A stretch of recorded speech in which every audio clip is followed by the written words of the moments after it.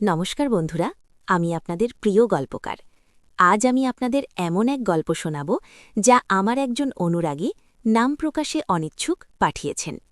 গল্পটা এতটাই গভীর, এতটাই আবেগপ্রবণ যে আমার নিজেরও মনটা আনচান করছে।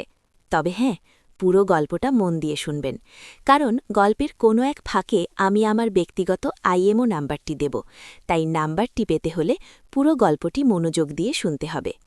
গল্পের শুরুটা এক সাধারণ বাঙালি পরিবারে, কলকাতার এক গলিমুখে, যেখানে রোদ বৃষ্টি উপেক্ষা করে নিজেদের ছোট্ট সবজির দোকান চালান রতন। রতনের বাবা হরিপদ একসময়ের নামকরা সবজি ব্যাপারী ছিলেন। তার জীবন বড়ই সাধারণ, কিন্তু তার ছিল এক অদ্ভুত সামাজিক জীবন। হরিপদর বাবার এক বন্ধুর ভাই ছিলেন, নাম অমল।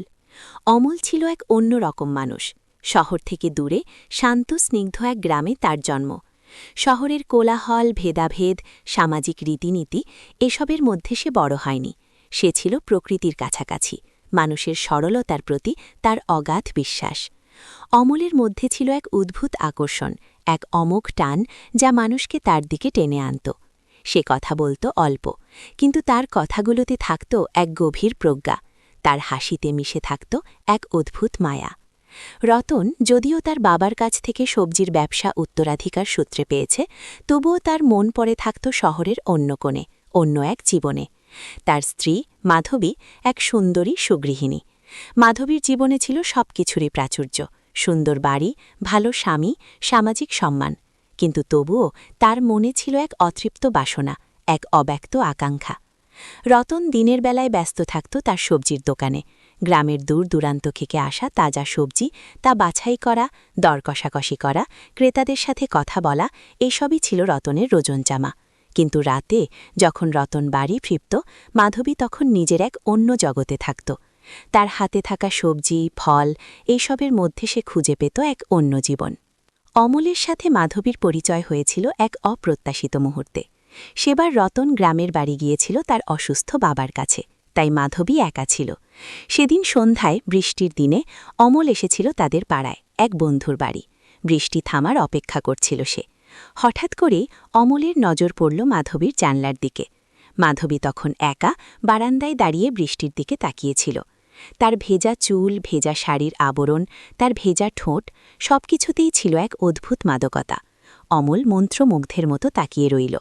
তার মনে হল এ যেন এক অন্য জগৎ। সেদিন রাতেই অমল মাধবীর বাড়িতে এসে উপস্থিত।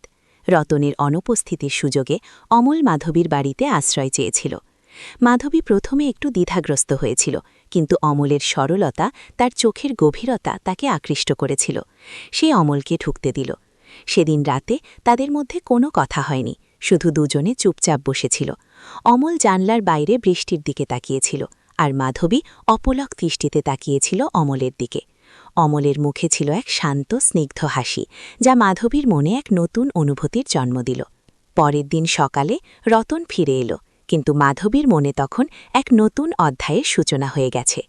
অমল আর রতন দুজনে একই সবজির দোকানের মালিক, কিন্তু তাদের দুজনের মধ্যে ছিল আকাশ পাতাল তফাত। রতন ছিল সাধারণ মাটির মানুষ, আর অমল ছিল এক অন্য জগতের, এক অন্য অভিজ্ঞতার অধিকারী। অমলের আসার পর থেকে মাধবীর জীবনে এক নতুন রোমাঞ্চ এলো। রতন যখন দোকানে থাকত, অমল আসত মাধবীর কাছে। তারা একসাথে চা খেত, গল্প করত। অমল মাধবীকে শোনাত দূরের গ্রাম, খোলা মাঠ, তার জীবনের নানা গল্প। মাধবী মন দিয়ে শুনত, আর তার মনে জাগত এক নতুন আশা, এক নতুন স্বপ্ন।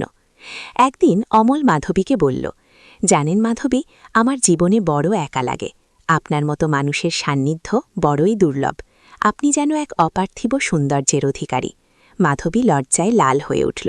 সে জীবনে এমন কথা কখনো শোনেনি, কিন্তু তার মনে এক অন্যরকম অনুভূতি হচ্ছিল। সেও অমলের প্রতি আকৃষ্ট হচ্ছিল।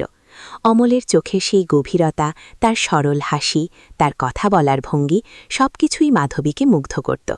একদিন রতন দোকানে ব্যস্ত ছিল। অমল এলো মাধবীর কাছে।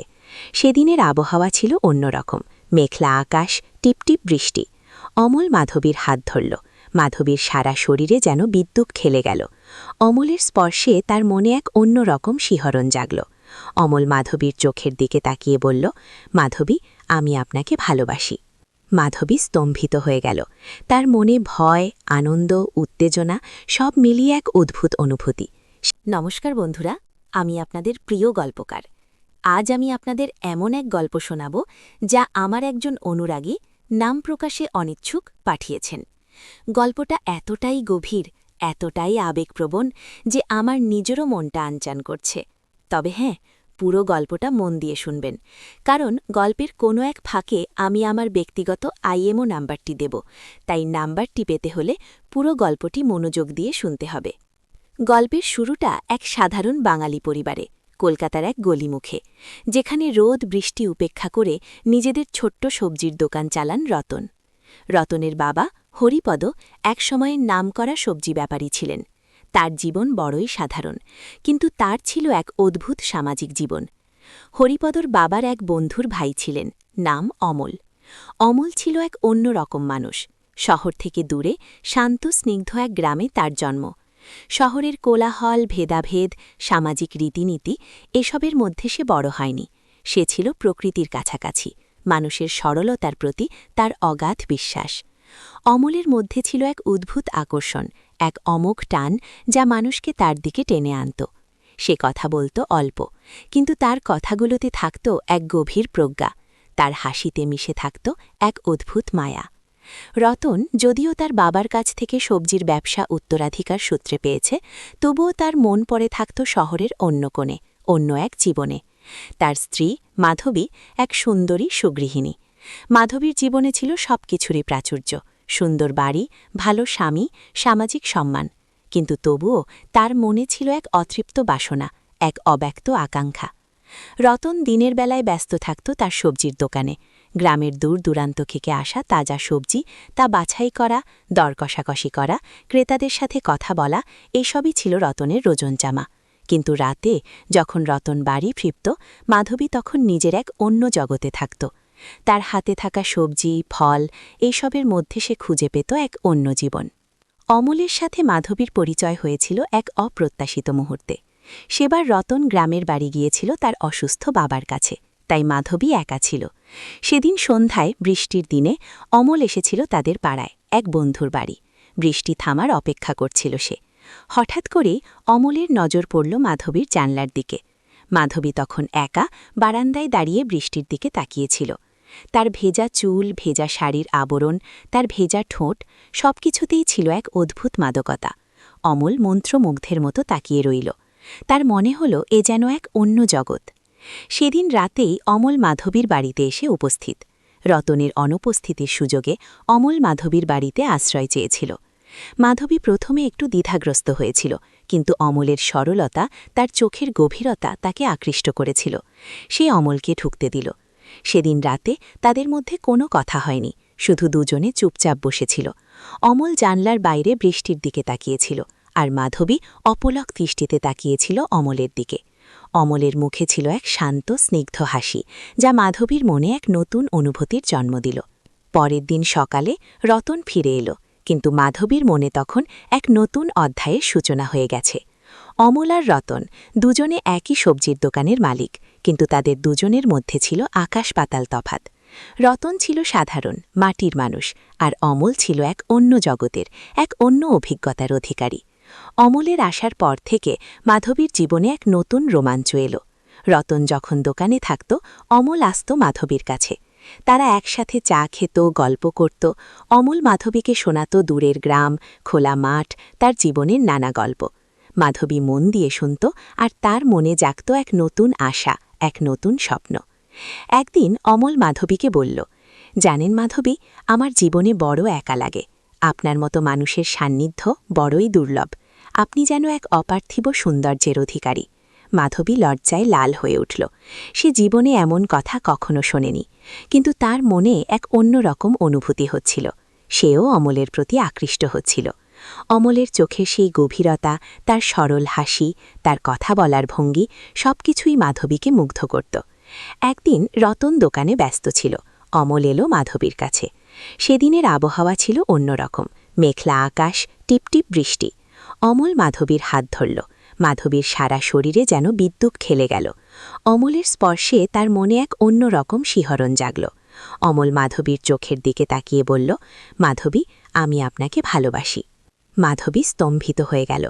তার মনে ভয়, আনন্দ, উত্তেজনা সব মিলিয়ে এক অদ্ভুত অনুভূতি। সে কি এই ভালোবাসা গ্রহণ করতে পারে? এটা কি সমাজের চোখে অন্যায়?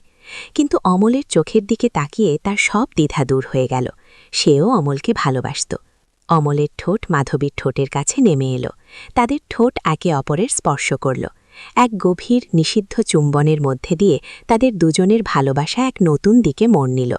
সেদিন রাতে তাদের গোপন প্রেম কাহিনী এক নতুন মাত্রা পেল। রতন তখনও ছিল তার সাধারণ জীবনে, তার সবজির দোকানের খেলায়, কিন্তু মাধবী তখন অন্য জগতে, এক নিষিদ্ধ রোমাঞ্চকর জগতে। এরপর থেকে তাদের দেখা সাক্ষাৎ চলতেই লাগল। রাতে যখন রতন গভীর ঘুমে থাকত, অমল আসত মাধবীর কাছে। তারা একে অপরের সান্নিধ্য পেত, তাদের গোপন ইচ্ছা পূরণ হতো। তাদের ভালোবাসায় ছিল এক তীব্র আকর্ষণ, এক চুম্বকের মতো টান। প্রত্যেকবার যখন তারা একে অপরের দেখা পেত, তাদের মনে হতো যেন তারা এক নতুন জীবন